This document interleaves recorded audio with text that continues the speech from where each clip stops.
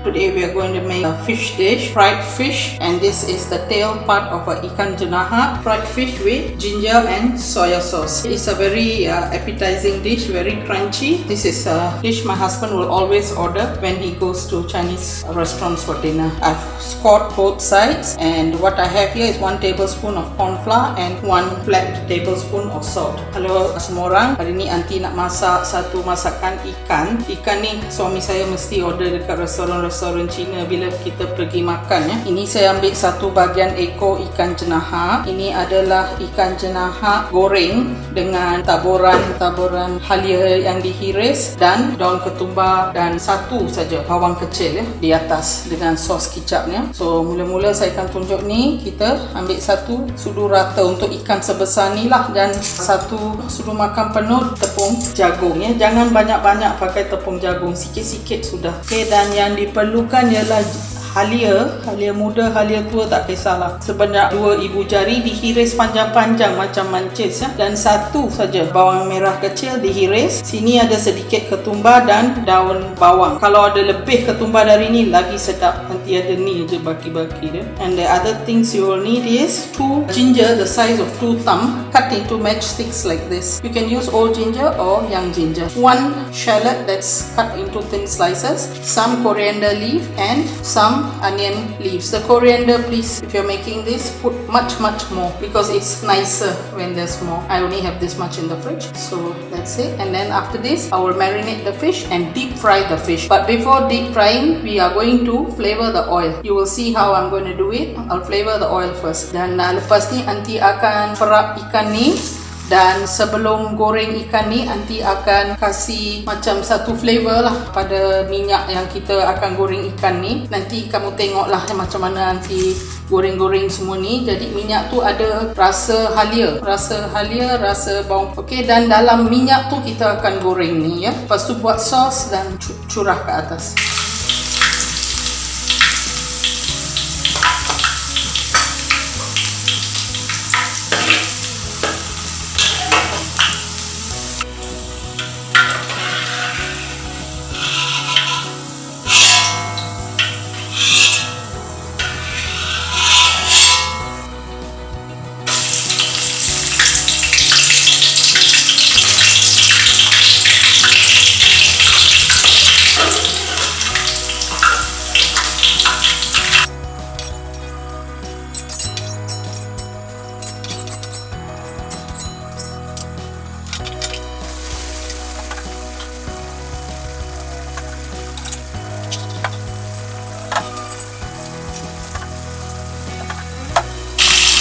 I have flipped it over another 3 to 4 minutes from the other side.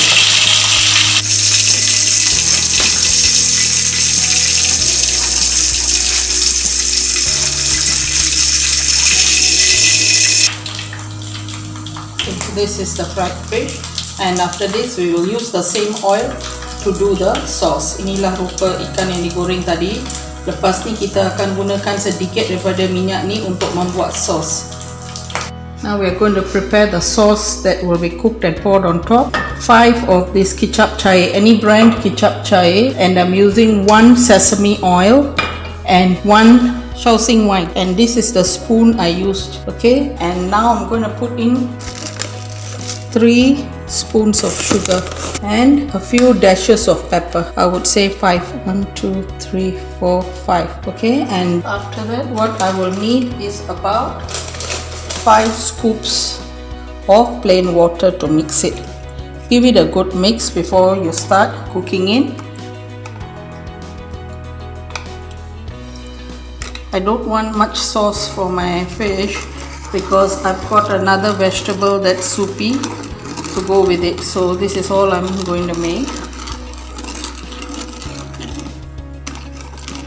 Okay, mix until everything dissolves. Untuk sos kicapnya pula, saya telah gunakan 5 sudu sup kicap cai, 1 sudu sup minyak bijan dan 1 sudu sup Shaoxing wine. Yang tak boleh makan wine boleh ditiadakan. 4 hingga 5 dash lada sulah. Gula saya ambil 3 tadi, 2,5 atau 3, dan air sebanyak 5 ya. Kalau nak lebih kuah boleh lebihkan air dia. Okey, sekarang kita akan mula masak. Gunakan minyak gorengan tadi ya. Oil is hot, add in the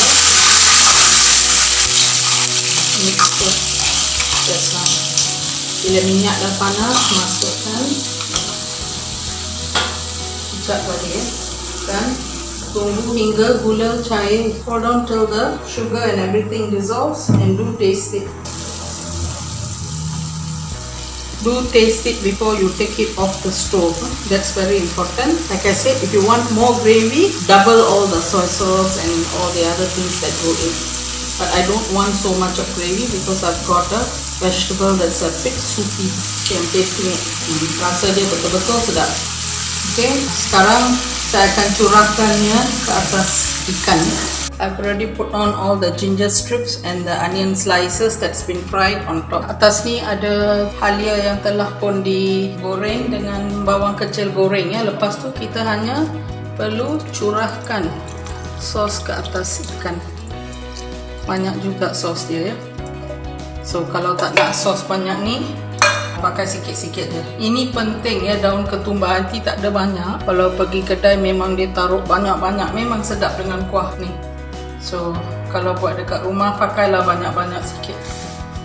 This is ikan jenaha in ginger and soya sauce. Okay, it's really nice. Do try it at home. Inilah ikan jenaha dalam kuah kicap dan halia goreng. Cuba di rumah, memang sedap. Jangan lupa like, subscribe dan share resepi Aunty dan tekan bell loceng. Don't forget to subscribe and share my recipes and press the bell button. Thank you.